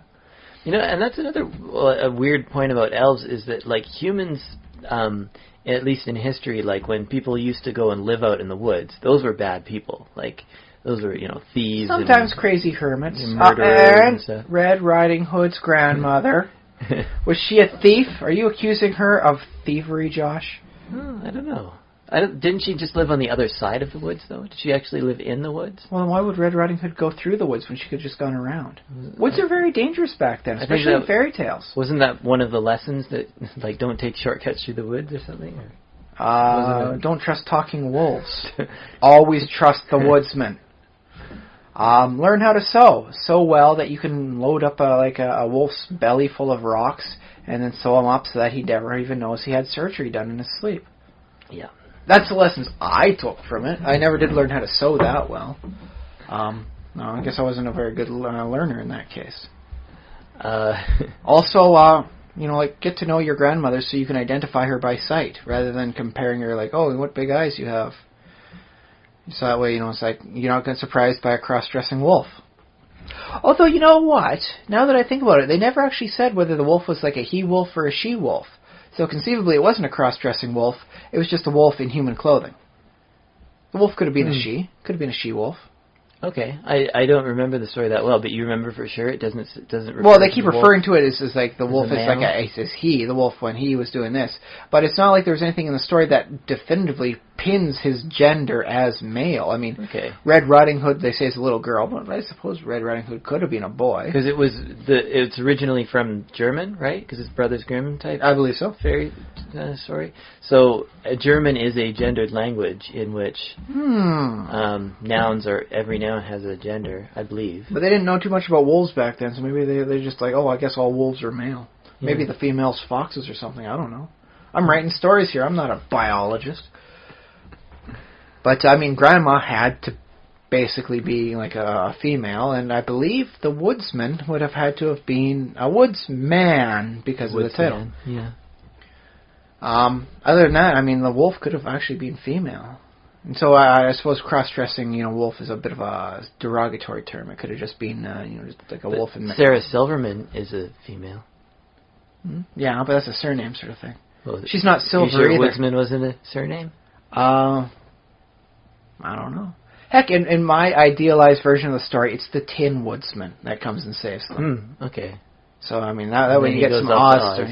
Well, then he gets all rusted up in a rainstorm and he gets stuck for a while. But, like the Tin Woodsman didn't get enough good scenes going on, so I figured I'll put him in that movie, too. And here's another, fantasy archetype I wanted to ask about. Okay. What about when there's, two rival castles in sort of a nearby. Oh, that's like in maybe Lord of the Rings or something. I'm trying to think of something from the second Might and Magic game. There was like a little island, and there was like a good wizard's tower on one side and an evil wizard's tower on the other. And I'm trying to remember their names. It's Yeekop, and it was basically like Gumby and Pokey spelt backwards, because that's what they did for names back then. So yeah, Pokey and Gumby.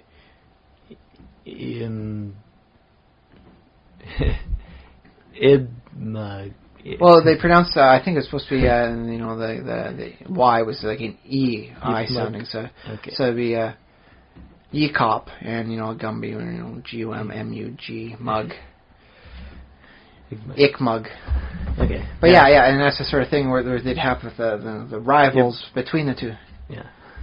And so it would wind up being. But that's the thing is, the two wizards were apparently friends in this case, so I guess it doesn't work too well. Their style designs was reverse images of each other, so if you know the layout of one, you just flip it upside down, that's the other. Okay, yeah.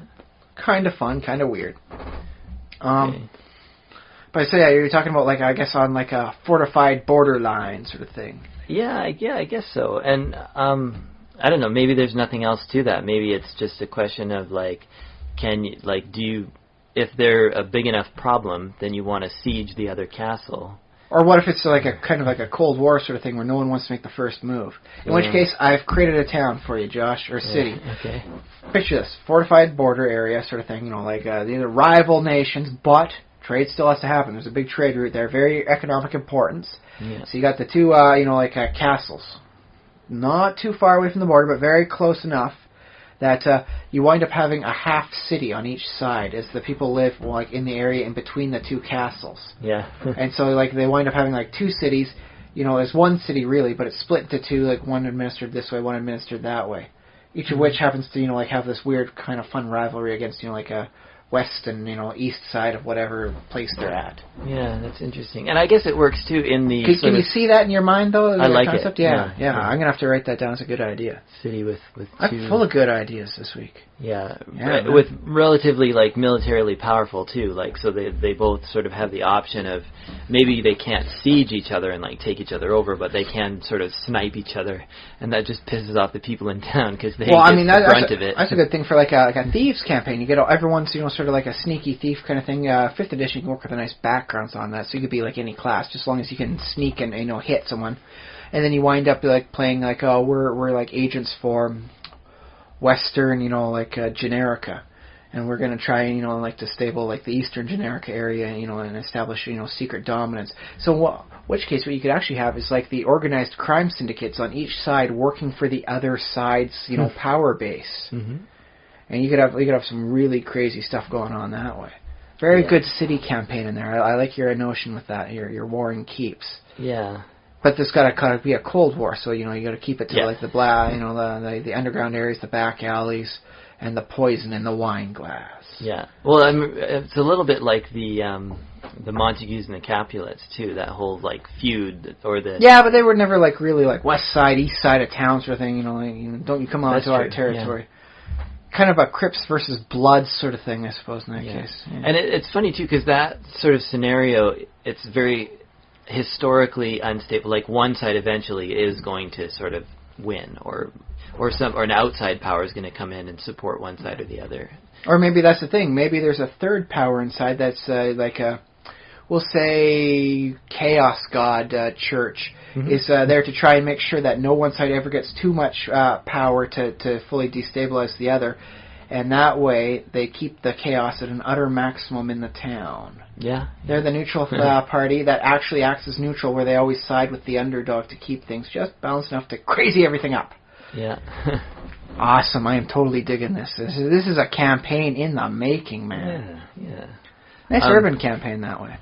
The other possibility, too, is sometimes, like an empire, like back in the medieval days, they had feudalism, right? Oh, so there'd be like an emperor or basically a higher king, tyrant, monarch, whatever you want to call them. It'd be like, okay, you vassal, go, you can be a lord or whatever over here, and then he's got another guy who's like, okay, you can be a lord over here, but I need you both like sort of relatively close to each other, and then those two guys like don't get along, so they can have like the internecine rivalries, yes. Like, in which case, they're all working for the same sort of thing, but because they're in different provinces and they each want to show like how good a ruler they are, they want to make the other place look bad. Yeah. So in that case, we can wind up having the whole thing. Forget Western, Eastern Generica sort of thing. They can be just different provinces of Greater Generica, and they can't go to war against each other because, dude, it is your own nation. Don't declare war on your own self. Yeah. That's kind of a horrible move. And you got to keep things peaceful because, you wind up killing the other guy. The king's going to come down on you all mad because, like, dude, I put him in there for a reason. Yeah. Please quit killing the guys in here. Because you have orcs just the next country over who are just ready to... He's fighting you with the one, and he's smacking orcs with the other. Come on here. So in which case, I kind of dig it. It's like on the provincial lines with a heavy rivalry between the two dukes. What sort of title should we have for the two people? Well, Duke sounds good to me. I was thinking Marquis because that was the origin of that term medievally was the Marquis comes from the borderland. It means somebody who's on the border. Okay, so the Marquis. I think that I could be wrong about that completely. Well, it works for a title. There's a lot of titles you could use. Yeah. Duke is fairly generic. Marquis adds a nice flair to it and does establish this is culture, this is learning. You can't just walk up and kill somebody with a sword. You got to get them in the back with a dagger. Mm-hmm.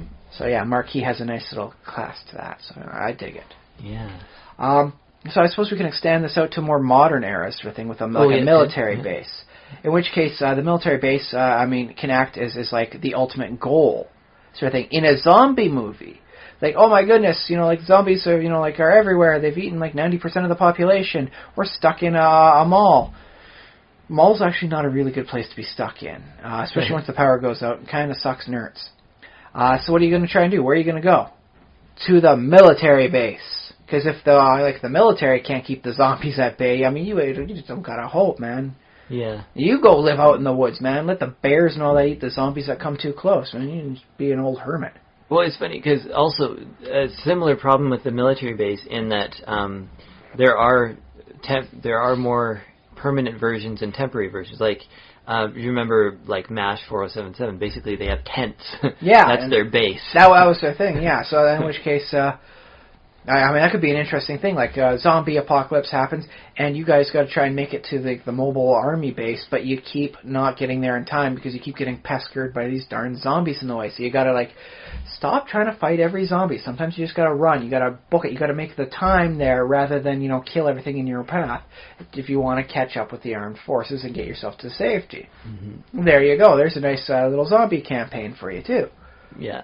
Well, zombies work good because it's that mix between that medieval level of survival, or medieval or, whatever, and that you have some access to modern stuff, but maybe it doesn't always work. So here's the question. In this sort of thing, would you have just shambler zombies or zombies that can actually use a gun back at you?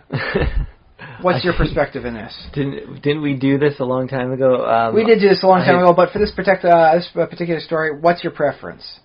Just shambling zombies coming after you, like got some sort of weird, I can smell humans from a mile away. Or, I can't smell them from a mile away, but I do know how to open locks and shoot a gun. I don't think I've ever liked zombie stories where they can, I don't like that idea where they can use guns. So I'd say no guns. I think we've so you're okay with a Jurassic Park where the dinosaurs can open doors, but you're not okay with a spot where a zombie knows how to do a point-and-click interface? Because that is a gun. You want to do some nice aiming stuff for good things, but they're zombies. What are they going to aim with? Come on, point and click interface. You aim the gun towards them and you start shooting, and that's dangerous enough. Can we give the zombies at least some sort of weapon? Can they grab pipes and clubs and stuff? Here's where I would allow a zombie to have a gun. Okay. If it was a futuristic setting in which there were cyborg zombies. So they have to have the gun built into their body. Yeah. I can see that, definitely. Like built into their arm or something. Okay, but can these Shambler zombies at least like carry like clubs and pipes with them? You know, and like maybe the leg of another corpse. Well, yeah, I'd be okay with that. Yeah. Okay, simple weapons, nothing that requires a reloading, or they can fire, but they don't have enough coordination to properly reload. Yeah, just until it runs out of ammo, basically. Fortunately, clips, man. All they have to do is keep killing those military guys and taking their clips. Yeah. But the 6-shooters are completely out of the question. They just 6 shots and that sucks. My thought is, like, if you have zombies that are sort of like that active, why aren't they just goblins or something like that? Why pick zombies and not... Okay, in which case, instead of like a zombie virus that gets in you through a bite, it winds up being that it gestates 3 horrible little goblins that burst out of you like some sort of weird, crazy, like xenomorph aliens, and their bite does the same to humans. In which case, you've got like a goblin infestation. Yeah. Okay, I love it. I'm going to change the name from Goblin, but otherwise, that is a fantastic campaign notion of like, oh my god, and body horror and like crazy little creepy things.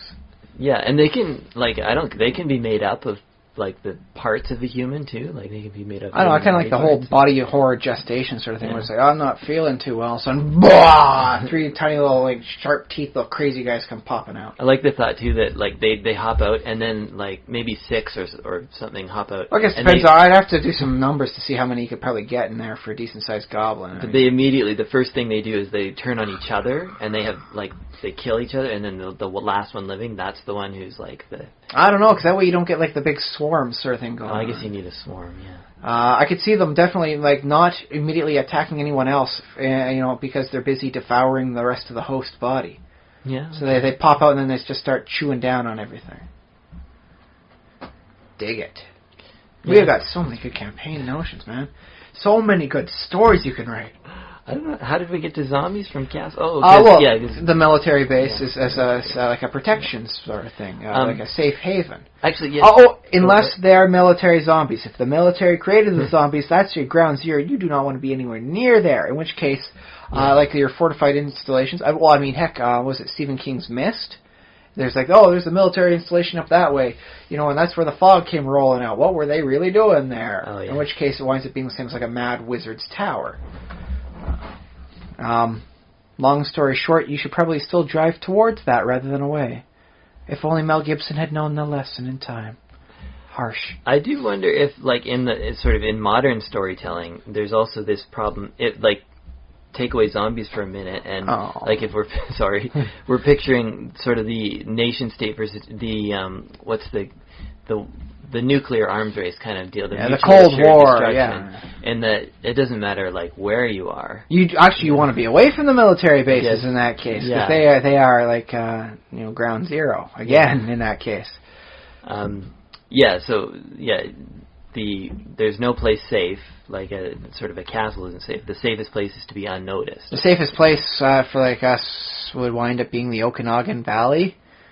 There's a lot of orchards, not a lot of military bases there, so it's like, oh boy, everyone else gets nuked, I'm going to eat some apples.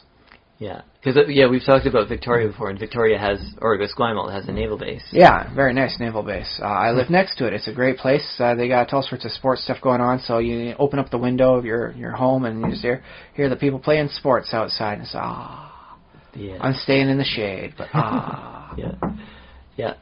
You can. I think the Russians probably had, because they had thousands of nukes, and they probably had one with Esquimalt's name on it. Just one maybe. Well, here's the thing. I mean, if they're gonna take us out, I kind of want to go quickly rather than suffer a post-apocalyptic Holocaust.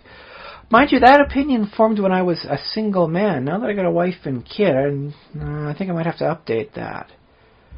Because I kind of want them to survive. I mean, if it's just me, I don't want to suffer, so I want to go quickly. But I don't want to leave them alone to suffer. So I got to be there for it. So, okay, if you're from Russia and you're part of the military organization, please aim the any bombs you might have access to away from Esquimalt Forces Base. Honestly, we don't have a lot of. We got like 2 submarines there that aren't really seaworthy. I suppose if you talk to us again by 2017, one of them might be seaworthy, but that's a kind of big might. If you want, just don't nuke us, and then watch as we try and scramble our submarines, and watch as they catch fire again, as we try and get you. No, it wasn't you setting fire to the submarines. That was just us. Just us.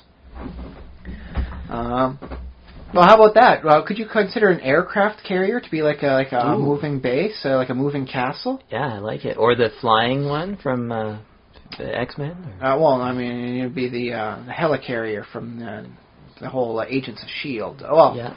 I suppose not even Agents of S.H.I.E.L.D. anymore, just from the standard S.H.I.E.L.D. comic stuff, because they kind of lost all their... they fell into everything. My goodness, what a bad idea it was to have a flying fortress.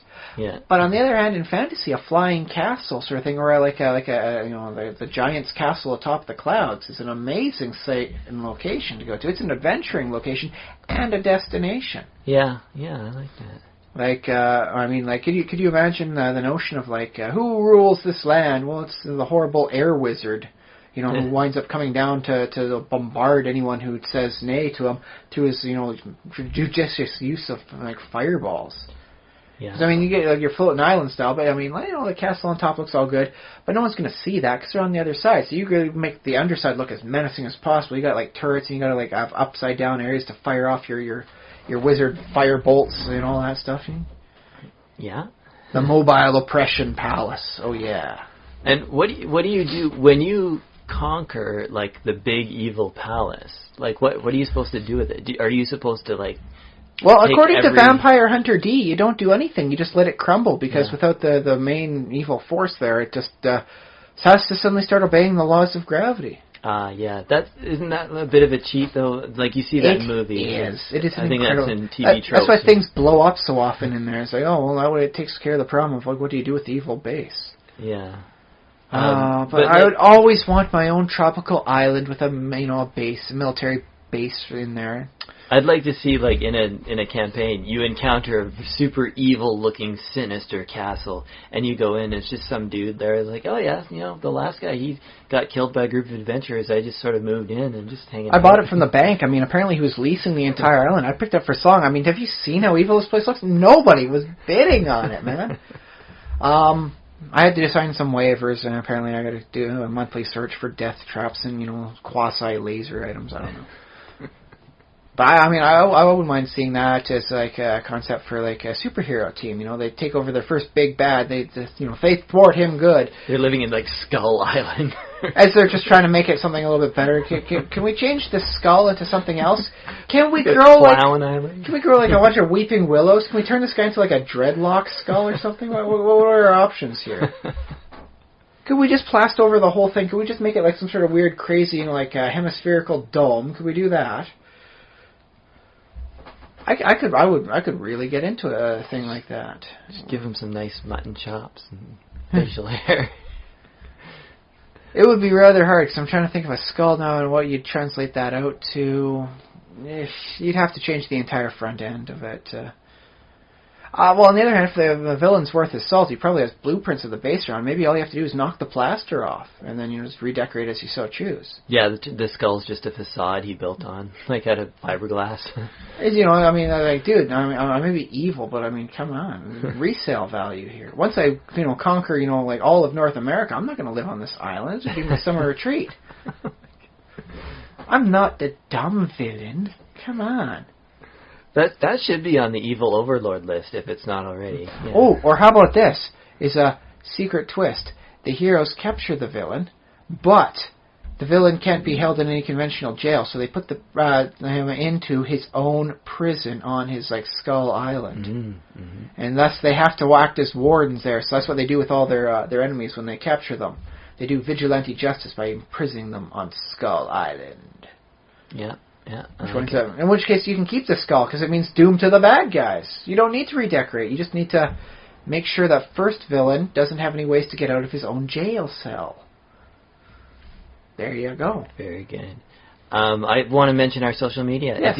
If our listeners have comments to add to the conversation. If this thing has happened for superheroes, I would love to read this storyline. We'd love to hear from you. Yeah, leave comments on our Facebook page, facebook.com/thesimulationist. You can send us email, thesimulationist@gmail.com. You can comment on our YouTube channel. You can send tweets at me, tweet at Spaceboot1, that's Spaceboot numeral 1. But not all in upper caps, because that's actually yelling at Josh, and it's kind of rude, dude. Yeah, I can take it, I think. Well, we'll see. I might cry a little bit, but... You might have to cover your ears as you read. I'll cover my ears. I like that. And I think that's about all. Oh, we do have a Patreon page. I don't know, I'm not... But it would, if you feel like supporting the show at all, just... it's not like it costs us a lot to make it, but, gas... The batteries aren't, eternal, that sort of thing. Josh has to replace the batteries on these things every once in a while. Small hosting charge. So if you did happen to feel like helping support us, we would super appreciate it. You get like a 13-month bonus paycheck sort of thing, and you're wondering, what do I do with all this extra cash? It's like, dude, share a little love. We're not asking for a lot.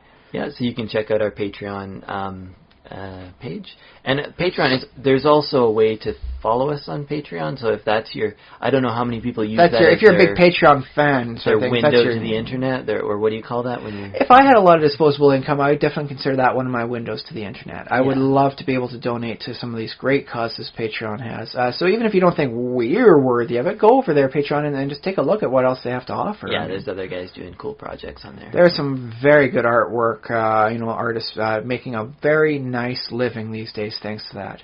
I mean, heck, the guys that do Dwarf Fortress, they're making like $3,000 a month on this sort of thing, just through like $1 donations from Patreon. Yeah. Because of these wonderful people, something like 190 different individuals, some donating more than others, they are able to make a very good, comfortable living for themselves. And continue making more Dwarf Fortress and upgrading it and making it as crazy and as wonderful as they possibly can. So, I mean, it's a very good thing, Patreon. So, even if you don't donate to us, check things out. Look around. Yeah, it's a good place to discover new projects and new interesting stuff. Well, if not only new to you. Yeah, that's absolutely. And one other thing. Oh, if you happen to find us on iTunes, we would super appreciate a review of some kind. Yeah. Give us stars. Give us a review. Yeah, you can rate us with stars. And what else? I think that's all. And tell a friend. In real life, or send it to somebody you did a play-by-post game with, and say, "Hey, man, remember how we kept talking about we wanted to take like the villain's castle and keep it for ourselves? We're not the only ones with this idea. We're not crazy." Yeah. Send them a link to this one. Absolutely, yeah. And they will thank you for it, I'm sure, and we will thank you also. No one's like sent us any mails. You guys got to quit doing this. You suck. That's the thing. Actually, yeah, I'd be interested. Like, if somebody has listened this far and like doesn't like what they're hearing, that would be interesting to hear. Well, that's the thing. I mean, that's how Howard Stern got such a large audience back in the day. He intentionally made people mad. Yeah. Well, that's the thing. Is the person who liked him would listen for like sometimes up to 60 minutes a day, but the average person who hated him would listen for 2 hours. Good point. Yeah. Maybe we need to be offensive, Josh. We could. No, we got too many good ideas. We don't want to soil that with being, like angering people. I like how we are. I don't know if I could keep up the hate, honestly. I mean, being like a troll is actually requires a lot of hate and energy, and I don't know, man. Yeah. I'd rather funnel that into creative stuff. We came up with at least 3 good campaign stories or novels notions today. I think we did. Oh, and that trolling, man. One other place where people can discuss this is they can talk about us on Reddit. Every once in a while, you can post, or I post the podcast to the podcast subreddit, which it's every once in a while I like to put it on the D&D subreddit. They let us do that once.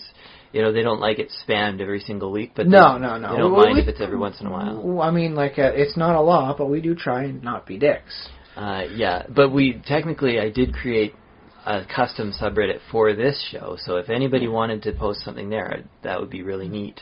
And currently I'm the only moderator, so I'm looking for other moderators, and also you can post anything that's even vaguely simulationist related. I mean, we do work on so many tangents ourselves. We would be pretty darn hypocritical not to allow a tangent for someone to say, I like this. Have you considered this? And go off on your own line of logic. As long as you can connect it to something, man, like that we've done, go for it. Yeah, so there's so many different ways to. I mean, I've put links to all of these, are usually in our show notes, so you can find all of our social media that way too. Okay, there. That was final thought there for you, Josh. Final thought on castles. Castles are cool. I like stories set in castles. I think I have a few ideas for how to use them, in that moment, and use that to make bring a story out that involves a castle. So I think I'm happy with that. I think, the castle has just got such or at least the fortified base and all that, it's got so many storytelling potentials depending on how you want to do it. It acts as a great backdrop for anything you want to do. You can tailor the structure to match the theme of your campaign. Even if the players never wind up going into the darn thing, they can still gain a sense of what's going on by mentioning, the ominous, black castle, on the hill in the distance, to get a sense of what things are like. I mean, would Ravenloft really be Ravenloft if it wasn't for, the Castle von Zarovich across, the town of Barovia, you got to go over the ravine and it's up on the top of the side there. If it was, in the middle of like the glades sort of thing, like sunny birds chirping and all that, would it be the same thing? It would not. Right, yeah. So, it definitely sets the mood and the tone. It is a very big piece setting. And anybody not using a castle or something in a similar role is not doing the fantasy campaign as much as they could. Yeah, that's true. And like I was mentioning, Machu Picchu too. The other, there's different cultures have their own versions of castles, and those different flavors. And we never even talked about other races too. I mean, as I was mentioning, you could use an absence of castles to delineate the mental thought processes of elves. Like a castle is too permanent a structure. They might have like a wooden palace fortress going on sort of thing up in the trees, but when the time comes to move, it all goes down, disappears. There's nothing permanent for them, and that's how the elven life lives. Do the halflings have it? No, because they travel a lot apparently in D&D. Kender don't have... Well, okay, Kender have the city of Hilo, which was a floating castle that they crashed. First it was high, then it was low. Oh, yeah.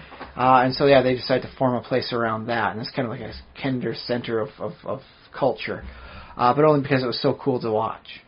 Otherwise, they don't have much at all, and it's too bad they crashed it, because if you're gonna have a Kender castle, it's gonna be one that has to move, right? Mm-hmm. So a dwarven fortress has got to speak solid. You cannot topple this over. A dwarven citadel's got to stand for it has to be as solid as the anvils that ring within it. Mm-hmm. And so depending on how you want to go about it, you can definitely say what things are like. You want to tell a different kind of halfling. The more sedentary style halflings of Tolkien's works, maybe they would have some fortified structures going on because, they're not living in the wonderful Shire that you've, got for Tolkien. They have to defend themselves up too. Maybe they got a bunch of nice little places, but they really have one nice, half-buried citadel sort of thing where they, hide out in the case of, a goblin, ravaging attacks. There you go. Yeah. Yeah, cool. So you got to use it. You got to use it as a story thing. It tells so much, and it alludes to so much more, and it gives you a good excuse to browse on Google, so you can look up a specific type of castle and find anything, print it out and show the players this is this in the distance, and it evokes so much. Yeah. And I suppose castles work for any era, too, even up to modern times. I remember in the year 3000, Rocket Robin Hood had space castles. Space castles, yeah. We didn't get into... We know, it gets kind of crazy, because then you're still defeating people with a bow and arrow in the year 3000. It was a pretty crazy series there. And, does the Death Star count as a castle? Yes. Okay. Especially how the second one, the larger one, had its own imperial throne room. It was going to wind up being the center of, the entire universe there. It's weird. I think the Death Star would have had gardens and stuff, a little arboretum room or something like that. In fact, the second, because it's so big, it would probably have rooms that basically look like cathedral-sized rooms full of gardens. They should have. You never did. Well, I guess maybe that was a stage 2. You got to finish building it, then you put in the greenery. Yeah, I guess so. You get done with the contractors, then you hire on, all the land maintenance people and all that. And would they have a wave pool in there? Well, he's a Dark Emperor, the Emperor, but he's not, completely without fun. Of course, he's going to have a wave pool somewhere. Because it's the size of a moon. That thing. You probably have at least one wave pool. It's a waste of space, if you don't have one. It's so big, you probably have several of them. Yeah. Because, well, you've seen, like, cruise ship diagrams, like, you know. Oh, I love some of the largest cruise ship diagrams. They are. Like, theaters and casinos and several swimming pools and, like, just... Tiny boat inside the swimming pool, and that boat's got room for one person to sleep on it. It's a crazy Inception thing going on there. Yeah. So, I mean, obviously a military isn't going to be that opulent, but it is a big thing. So. Well, that's the thing. I mean, you get big enough, big enough, and you get the entire fleet stuff, because it's never just the one, you know, ship out there when it comes to, like, the aircraft carriers. They're an entire fleet sort of thing going through there. Mm-hmm. In which case you could have, like, the officers sort of thing, where it does have the much more elbow room. Yeah. Poor guys in the submarines are, they're packed shoulder to shoulder. And, you fart in there and you smell it for 3 weeks. But up over, with the higher admiral, with the brass, well, maybe there's a nice little indoor pool there somewhere you can relax. Maybe a jacuzzi, I don't know. Like the thought that the Death Star is so big that they could have a little cruise ship that sort of cruises around to the different decks. Well, I mean, what the heck are you going to fill up with all that stuff? I mean, just the notion. I mean, a lot of it was required to fire off their great big death ray, but, I mean, that wasn't everything. I mean, it was fully functional and operational well before they had gotten it 3/4 complete. So, I mean, like, what are you going to put the other 3/4 stuff? I mean, like, how many clone soldiers are you going to put in here, buddy? So, I mean, you got to do something. If nothing else, like agricultural farm use, maybe some algae things going on. Yeah, just something to feed them, Recycling. Oh, yeah, I mean, the amount of waste. Can you imagine if you did fill it with soldiers? Do you imagine the whole thing would just be trailing waste just behind, just like a horrible, like wave of effluence behind it. Forget firing off the laser at whatever planet annoys you. You just circle it around a few times until it gets to like a ring of brown, and then you leave laughing. It's horrible. Well, was it Empire Strikes Back? Didn't they like jettison the garbage, and that's how the Millennium Falcon got away? Because they threw away with the garbage. Yeah, well, that's the thing is they were clearly not good recyclers in far, far away. They just dumped it out into space. To be fair, there's a lot of space in space, but I mean, like, come on, guys. So I imagine an entire Death Star full of soldiers, doing bodily waste stuff would be, a nasty sight indeed. All right. So we went over time a little bit, but we had a very odd tangent there in the end, but whatever. All right. So thanks everybody for listening. Come again next week. Yeah, see you again in 7 days. And I've been Josh Chilling. I've been Ryan Kirkby. Good night.